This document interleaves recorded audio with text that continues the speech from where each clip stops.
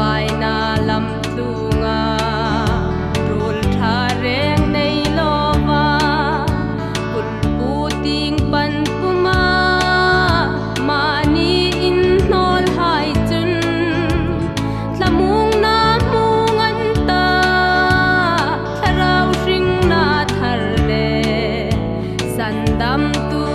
zui pein arong bol peyanti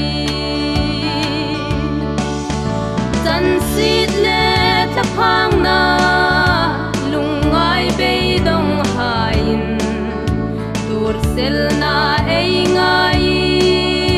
lal krista nun ngei chu dam lai ta le rin lo ma in chang tira krista ne na ringa arong bol pe dingin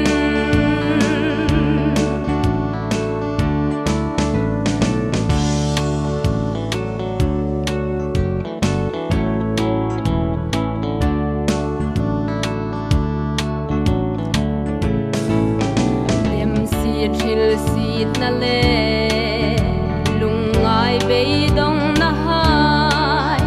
rin le har sat na hai hung klung lak sin khom krista lam pui ani aman mi thu ya ta tur sel na tarau chun min thum thar pe ati chan sit le thaphang na lungai be dong hain tur sel na ei ngai